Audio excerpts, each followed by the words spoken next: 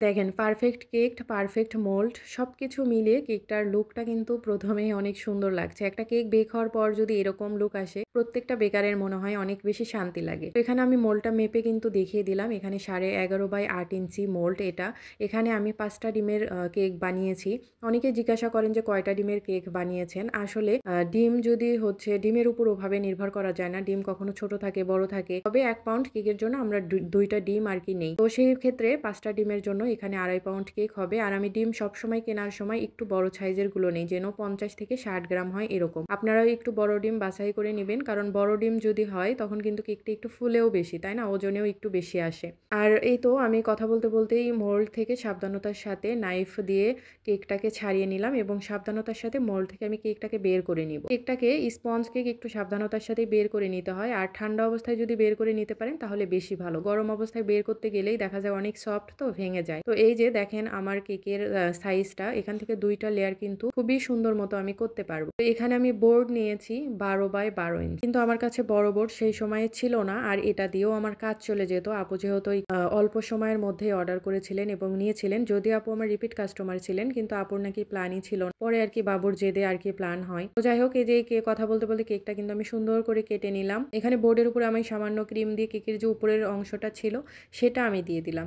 দিয়ে আমি ভালো মতো সুগার সিরাপ দিয়ে দিলাম। চাইলে কিন্তু উপরের এই লেয়ারটা আপনারা তুলে রাখতে পারেন। এটা এমনি খেতেও ভালো লাগে। আবার কেকের মধ্যে থাকলেও কিন্তু কোনো সমস্যা নাই। এটা খুবই সফট, দেখে মনে হচ্ছে একটু শক্ত কিন্তু খুবই সফট, খেতে ভালো লাগে আরকি। তো সুগার সিরাপ দেওয়া হয়ে গেলে আমি দিয়ে দিচ্ছি ক্রিম। হুইপড ক্রিমটাকে আমি ভালো মতো দিয়ে দিচ্ছি। আর যিনি অর্ডার করেছিলেন আপু বলেছিলেন যে পরিমাণে একটু যেন আমি ক্রিম আরকি বেশি দেই। তো বেশিই দিচ্ছি। আর উপরেও যেহেতু ক্রিম থাকবে তাই আরকি সব দিকে ব্যালেন্স করা। তো এই যে ক্রিমটা দিয়ে আমি ক্রিমটাকে মোটামুটি সমান করে নিয়ে উপরে হচ্ছে আরো একটা লেয়ার বসিয়ে দিব এবং সাইডেও আমি ক্রিম দিয়ে নিই। উপরে হচ্ছে আমি এই যে একদম নিচের যে লেয়ারটা ছিল উপরে আমি সেই লেয়ারটা দিয়ে ভালো মতো সমান করে নিচ্ছি চতুর্দিকে যেন সমান হয়। এরপর আবারও আমি দিয়ে দিচ্ছি সুগার সিরাপ। সুগার সিরাপ দেওয়া হয়ে গেলে ভালো মতো সুগার সিরাপ দিতে হবে। কোথাও কম বেশি যেন না হয়। এই যে আমি ব্রাশের সাহায্যে কিন্তু সুগার সিরাপ দিয়ে দিচ্ছি। এতে করে আপনার কিন্তু আর কোথাও বেশি কম এরকম হবে না। সুগার সিরাপ বেশি হয়ে গেলে কেকটা কিন্তু ভেজা, ভেজা লাগে। খেতে একদমই ভালো লাগে না। তাই সুগার সিরাপ পরিমাণ মতো দিবেন। আবার সুগার সিরাপ যদি কম হয়ে যায় তাহলেও কিন্তু খেতে ভালো লাগে না। স্পঞ্জ কেক সুগার সিরাপ ছাড়া খেতেই পারবেন না। সুগার সিরাপ ক্রিম ছাড়া খেতে গেলে দেখবেন যে গলায় আটকে আসবে। তো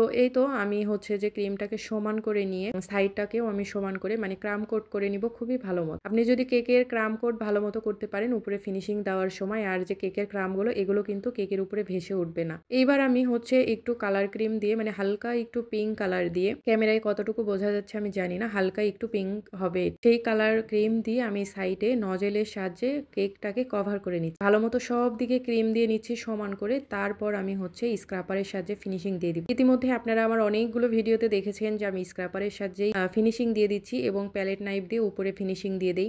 আসলে কাস্টমারের তরফ থেকে কোনো ধরাবাঁধা নিয়ম থাকে না। তাই আমি আমার মতো করে দেই। যেহেতু এভাবে করলে অনেকটা কম সময় লাগে। আর স্মুথ ফিনিশিং দিতে গেলে অনেক বেশি সময় লাগে। তাই আরকি ডেকোরেশন সুন্দর এবং সময় কমের মধ্যে যেটা আরকি করে দেওয়া যায়। তো উপরে আমি ব্রেড নাইফ দিয়ে ক্রিমটাকে একটু সমান করে নিচ্ছি।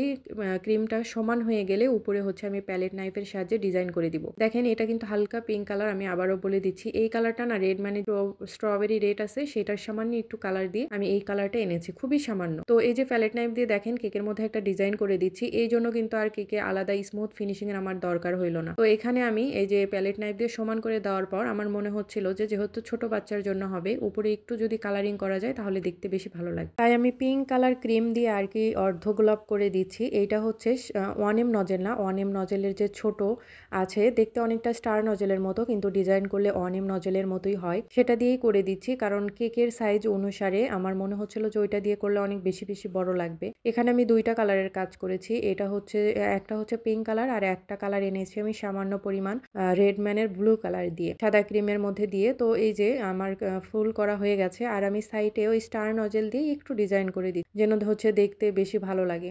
একটু মানে ভরাট থাকে এরকম। আর মাঝখানে হচ্ছে আমি লিখে নিব। যেহেতু বললাম যে একটা ছোট বাচ্চার আর নিচে আমি না আমার হঠাৎ করেই মনে হলো যে নিচে একটু বর্ডার ডিজাইন দিয়ে দেই। মানে প্রথমে আমি ভুলে গেছিলাম। এখানে ছোট নজেল নিলে হয়তোবা বেশি ভালো লাগতো। তো উপরে যে ফ্লাওয়ার করে দিয়েছি ওই সেম নজেল দিয়েই আরকি আমি নিচে বর্ডার ডিজাইন করে দিচ্ছি। যেহেতু বোর্ডটা ছোট হয়ে গেছে সাইডে ডিজাইন করলে খুব একটা ভালো লাগবে না।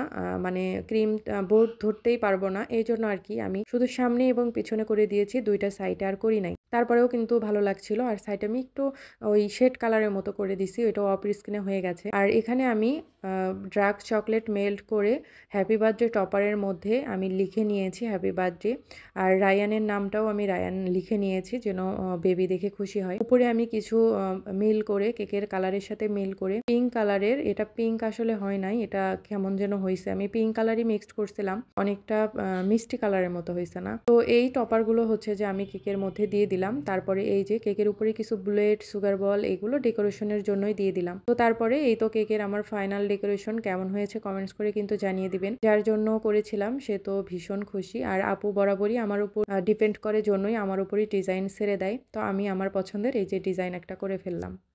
কেকটাকে আগে ইচ্ছা মতো কাটি, তারপর যা হয় হবে। ৮ ইঞ্চি স্কোয়ার মোল্ডে আমি ২ পাউন্ড কেক বেক করে নিয়েছি। এই কেকটাকে এখন আমার ইচ্ছা মতো কাটতে হবে। এই সুন্দর কেকটাকে কি কাটতে ইচ্ছে করে বলেন? কিন্তু উপায় নাই, কেকটাকে কাটতে হবে, কারণ কাস্টমার আমাকে যে ডিজাইনটা পাঠিয়েছে, এই কেক না কাটলে সেই কেকটা আর আমি বানাতেই পারবো না। তো প্রথমবারের মতো আমি বানাতে যাচ্ছি হচ্ছে বিমান থিম কেক। তো এই বিমান কেক বানানোর জন্য আমার কাছে কোনো রকম মোল্ড ছিল না, আর হঠাৎই অর্ডার এসেছিল। মোল্ড পাওয়া যায় কিনা আমি জানি না। কেকটা অর্ডার করেছিলেন বড় ভাই। তো আমি এই জন্য ৮ ইঞ্চি স্কোয়ার মোল্ডে ২ পাউন্ড কেক হচ্ছে বেক করে নিয়েছি। কেকটা ডেকোরেশন করে নিব। তো তার জন্য আমি কেকটা কেটে আগে হচ্ছে সাইজ করে নিচ্ছিলাম। ভিডিও স্ক্রিনে দেখতেই পাচ্ছেন কিভাবে আমি কেটে নিচ্ছি। তো মাঝখানের যে লেয়ারটা হবে সেটা, মাঝখানের যে পার্টটা হবে সেটা আমি ৩টা লেয়ারে কাট করে নিয়েছি। সাইডের অংশগুলো আমি ২টা লেয়ারে কাট করে নিচ্ছি।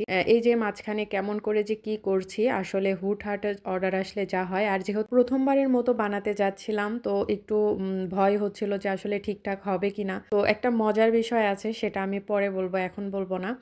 মানে ভিডিওটা দেখতে থাকেন, বলবো যে এই কেকটা নিয়ে আসলে কি হয়েছে পরে। তো এখানে আমি হচ্ছে যে কেটে নিয়ে পাখা বানিয়ে নিলাম, তারপরে কি কি যে করে নিলাম, মানে আমি ইউটিউবে আর কি সার্চ করেছিলাম।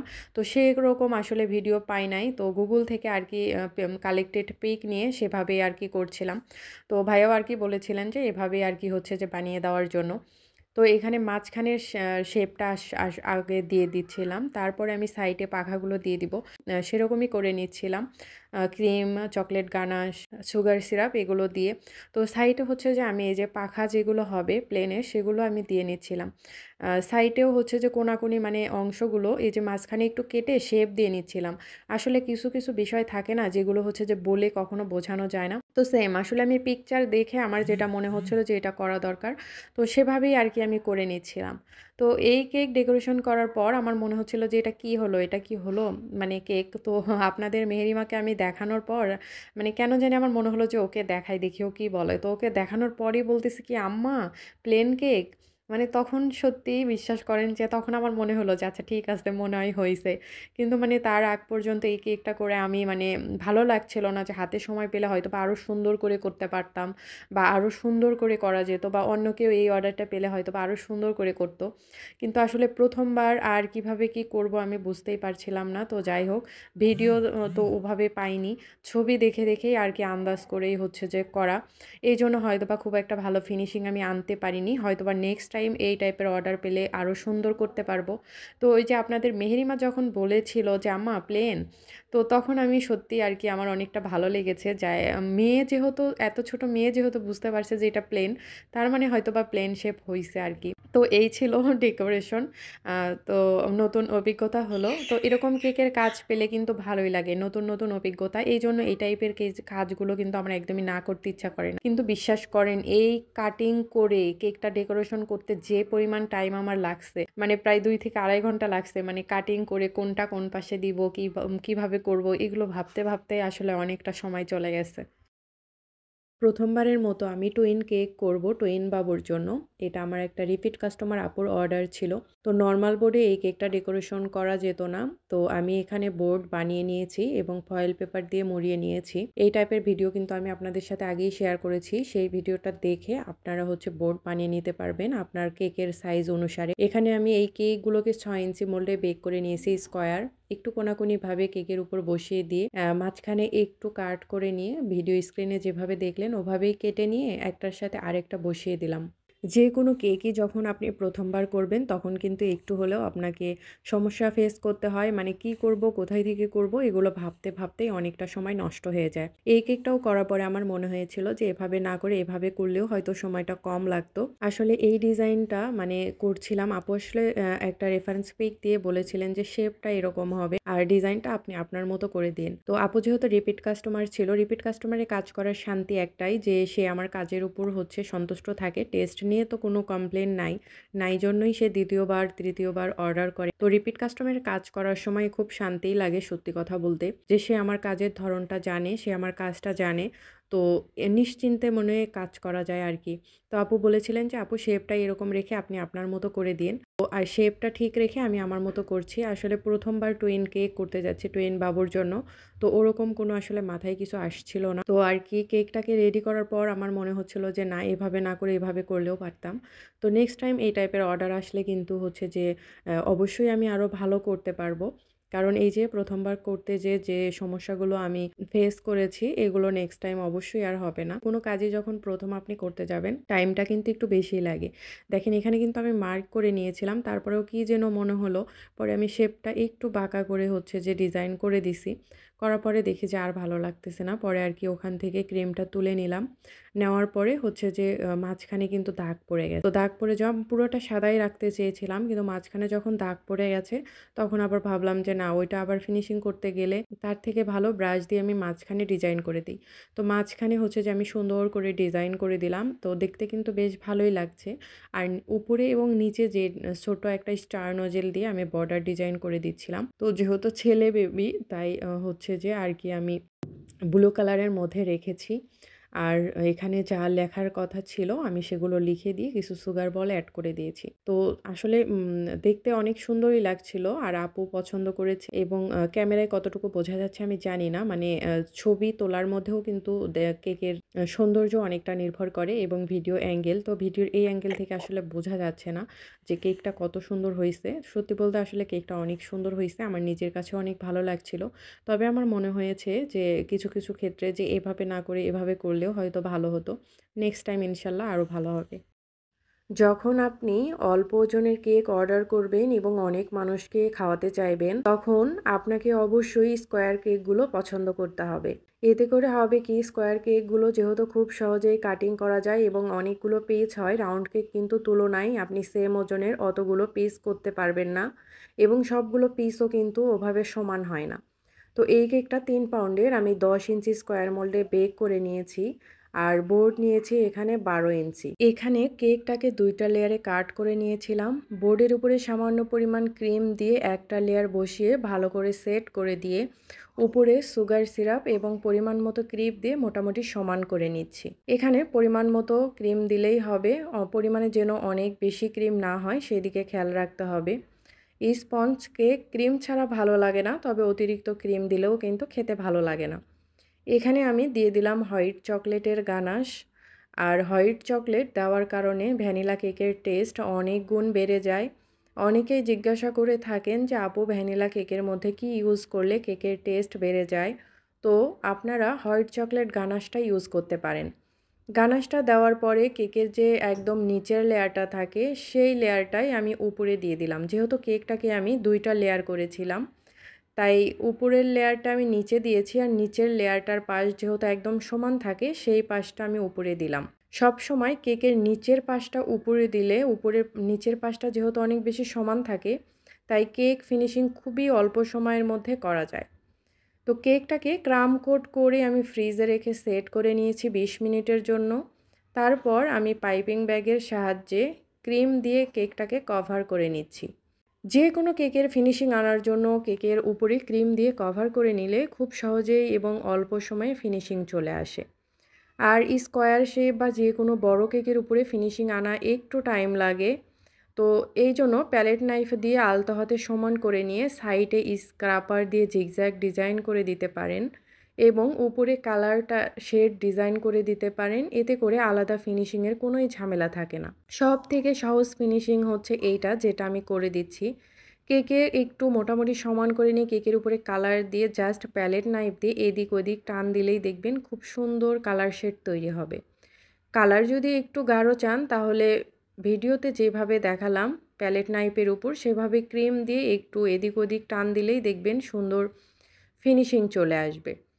তো এখানে আমি 1M নজেল দিয়ে ডিজাইন করে দিচ্ছি। 1M নজেল দিয়ে আর 6B নজেল দিয়ে এখানে আসলে বিভিন্ন নজেল দিয়ে ডিজাইন করলে এই কেকগুলো দেখতে বেশি ভালো লাগে।